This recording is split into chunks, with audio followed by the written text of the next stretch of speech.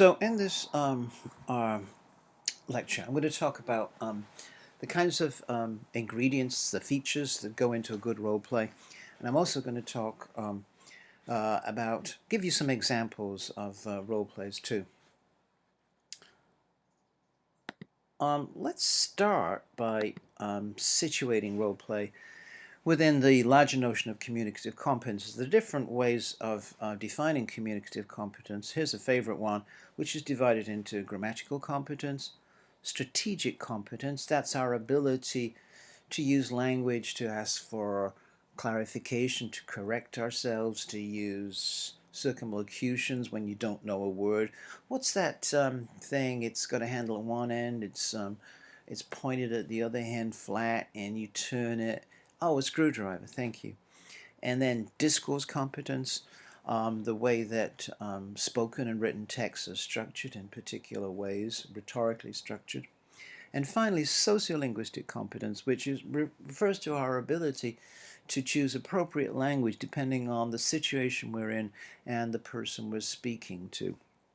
So here, role play is an essential way of practicing this kind of sociolinguistic competence in the classroom. A couple of points to begin with to remember when doing a role play. First, has the student ever experienced this kind of interaction in their L1, either directly or indirectly? If they have no experience of it, that means they have no schemata, they have no background knowledge of what is supposed to happen in that particular role play. And that's going to be very difficult for a student to do that kind of role play. So you can ask yourself, is this particular role play very culturally specific? And if it is, it's going to be very hard for students to be able to do that role play successfully. Two, is there anything in the role play which might be culturally sensitive to some groups of students according to ethnicity, religion, gender, age, or status? I remember one class I was teaching, which was a company class, in which the boss was there, the secretary was there, and asking them to role play outside of the kinds of relationship they had in the workplace was extremely difficult. It just, what of course made it worse was the secretary, who was a subordinate, had far greater language skills than the boss. Okay, so here's an example of a role play, and this is a complaint. This is from a book by Jones, Functional English, and what we have is two role play cards. And notice the brevity of the card and the fact that we have a degree of conflict built into it.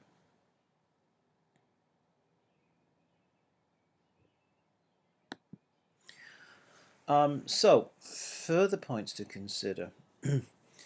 Are the instructions clear? So the instructions on the role play card need to be short. They need to use simple rather than complex sentences as much as possible. They need to use vocabulary that is readily understandable, and you may have to pre-teach some vocabulary. And you also need to monitor students individually before their role play to make sure they've understood the instructions on the card. Role plays are not going to go anywhere if the students have not fully understood what they have to do in that role play. So keep the instructions clear and minimal. And here's another example. Again, it's a complaint situation about noise, and again, you can look at how minimal the instructions are, how it creates the particular role play, and also the degree of conflict that's built in. By conflict here, I mean a lack of shared knowledge. So what happens is student A has information which student B doesn't have. So student B is not expecting that particular student A to bring up a particular point. because they don't have shared knowledge. And essentially, when you don't have shared knowledge, it creates a degree of conflict, and it makes the role play that much more interesting. If I know what the other person's going to say, it's all too predictable. I have no chance to react spontaneously. So, try and build in a degree of conflict, a lack of shared knowledge. And here's one other further example, again about noise, and notice again the degree of conflict that's built in to the role play cards.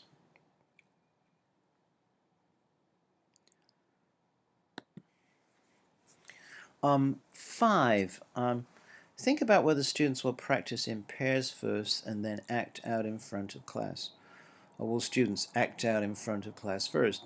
You can vary it. The advantages of getting students, say a good pair of students, to act out in class first is that you can make sure that they have understood the role play, and you can use them as a particular model. If you are allowing them to practice, and this is the standard way of going about it, let students practice first and then call on particular students to act out in front of class. You need to be careful, of course, who you call upon. Call upon those students you know who are particularly excuse me, fond of doing role play. Interestingly, you'll find that a lot of students, often shy students, love role play because it does give a way of a chance to escape themselves, and that gives them a certain degree of comfort in being out there and just playing with the language in a particular role play situation. Further points to remember. Think about how you handle error analysis during role play. Well, it may be possible to do that, but that's often going to interrupt the flow, the spontaneous flow. What role plays are very much focused on fluency practice. So if you're going to stop that fluency, potentially you're going to inhibit the actual role play itself. Although it has to be said at certain times there may be crucial errors that are being made that you perhaps need to intervene to correct before everybody else starts copying that particular area. After role play is perhaps a more important place to do error analysis, and so and this can be a listening task for all other students. For example, say you bring out two students to role play in front of class, then the other students can be given the task of making some notes about anything that was said they liked, any use of language they liked, or any use of language which they didn't like so much. And so that gives them a listening task, and then you can build up on that and feed in appropriate language based upon your analysis. It could also be that you're going to wait to a later class, that you're going to focus on fluency completely, and then you're going to make notes, and based on that notes you're going to create or change your syllabus and work on particular structures, certain lexis that you found students didn't have when they were doing those role plays. So you have choices there: during role play, after role play, or in a later class. Think, of course, how the role play situation fits in with the lesson plan itself. I'm going to talk about a model called test, teach, test. And basically that means you start with a role play, and then you input language because because in that test part, students have revealed to you that they're missing certain functional language. You feed in the language, that's the teach part, and then you test it again. I'm going to look at one of those. Presentation practice production is a standard organizational feature of lessons, has been for many years. It tends to present a particular grammar or vocabulary or functional piece of language, then to practice it, and then to go to production, which tends to be freer production, and that tends to be where maybe the role play is done at the end of the lesson. And in any particular lesson, depending on the skill you use, you might want to go to a role play. If you do a reading then there may be enough content there and vocabulary to turn that into a role play. So in your post-task, a role play is an exceedingly good option.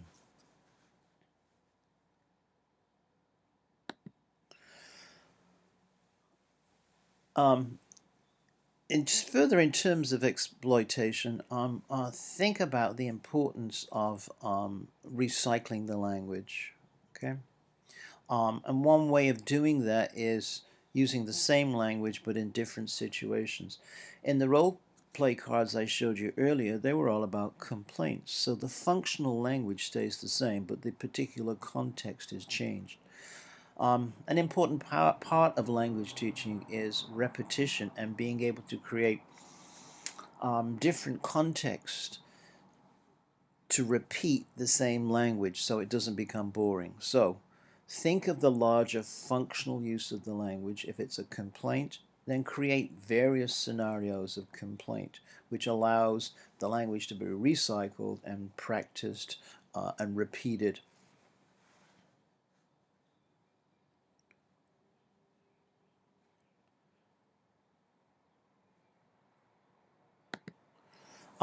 So let me show you an example of a structure called test, teach, test. And this is an example of how to build a lesson around a role play. And I must tell you that in this test, teach, test example, I recycled a very old piece of listening material from the dark ages, and you can listen to this.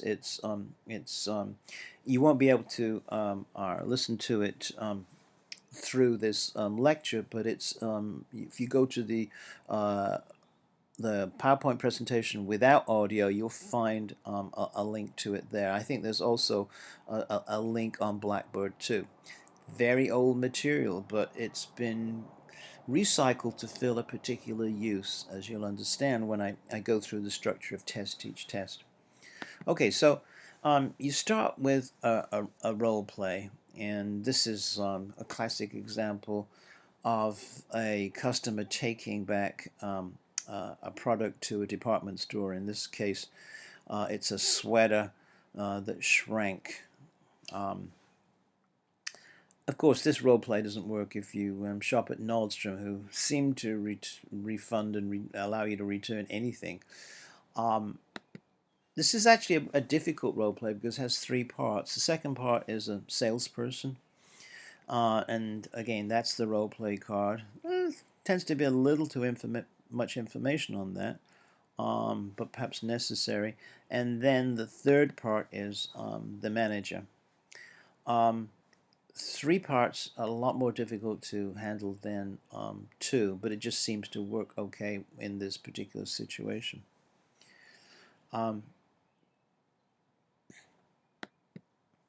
Okay, in the teach part, you're going to input the language. So the students have role played, and you've listened to them, and you've heard what kind of language they're missing.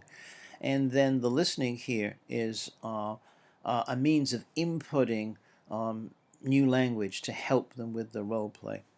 That little listening thing won't work on this, but you can access it, as I said, on Blackboard in the same folder.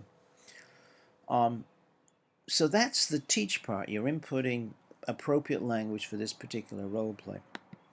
And then what you do, of course, is you give them the same kind of situation, but slightly different context. So this time, the customer is returning a CD to a shop and complaining that it's scratched. Yes, it's a little old-fashioned. Who buys CDs anymore? But I think it probably still works. But again, you could update this.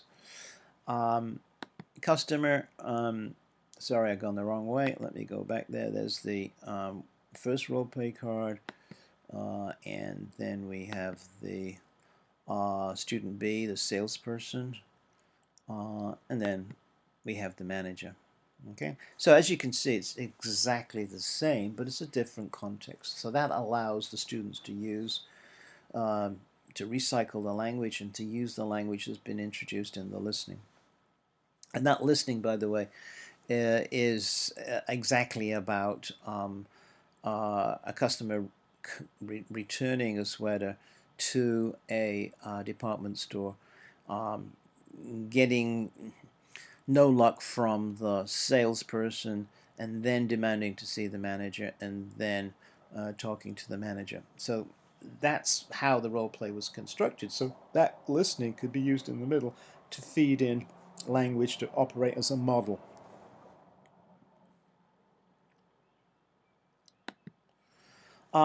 Finally, a really fun thing that you can get onto is the notion of an extended role play. And the main feature of this is it's rotational. Okay, so there's a link here. You can get to this link on the other PowerPoint, to the larger body of materials here. But let me briefly explain how this works. So this is a real estate role play. So we have realtors, and we have people buying houses. And as you can see, I've given a role play description of the particular people involved in this particular role play. That's John and Dolores Dogwood. So it tells you something about their family situation, their particular needs. And here's a standard form to help the buyers ask questions about particular houses, the location, year of construction, how old it is, the size, number of rooms, etc., etc.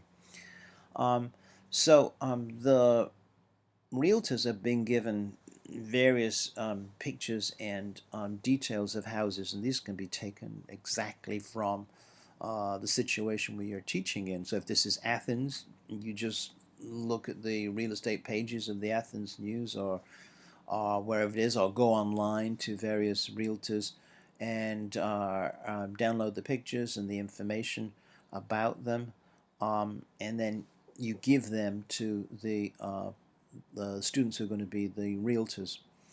You give them about 3 or 4 houses. That's enough. And so this is how you can then manage your classroom, depending on the number of students you have. So let's say there's 15 students in the class. Well, you could have 5 realtors, and they're sat in the various corners of the classroom. And then you can have 5 couples looking for houses. So each couple goes to one realtor, and then you can, after about 3 or 4 minutes, you can rotate the customers, say stop, and now move to the next realtor. So this way you get maximum repetition of the particular role play situation. And this can be fantastic because it could go on for a whole lesson where students are rotating from, say, realtor to realtor and asking the same questions and getting better and better at doing the role play of buying a house. This kind of rotational notion can work for many things. It could be going to travel agents and looking for particular holiday packages or cruises. It could be going to car dealers and buying a car. It could be going to employment agencies and looking for particular jobs. So it's an endless idea. And of course, this would come at the end of a series of activities which had focused upon the vocabulary of houses and describing houses, and this would be the culminating activity. It's a pretty exciting thing to get to, and it's a wonderful situation to be in as a teacher in a classroom where you've set this up and you can just wander around and listen to students practice. And if this goes on and on and on for 25 minutes, 30 minutes, wow, that is fantastic.